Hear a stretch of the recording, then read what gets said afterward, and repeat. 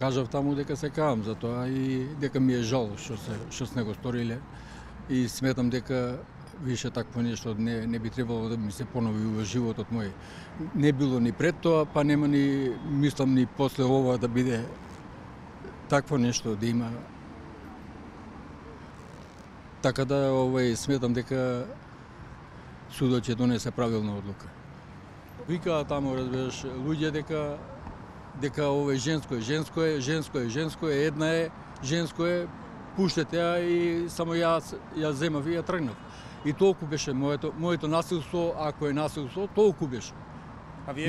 Не беше ни претходно, она стоеше пред мене, еве како вие што стоите пред мене. Она стоеше пред мене, ништо, не е онади. Тоа е тоа. После разбираш, од кога тргнав, пак ништо не е онади.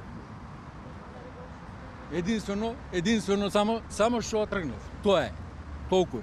Денешното признание на обвинетиот покажа дека насилството никогаш не останува сокриено и никогаш не смее да остане неказнето. Насилството не е начин да се решаваат проблемите и заради тоа одговорност за насилството мора да има. Меѓутоа, денешните настани во судницата покажаа и на еден кукавичлук кој што секој ден станува поевидентен.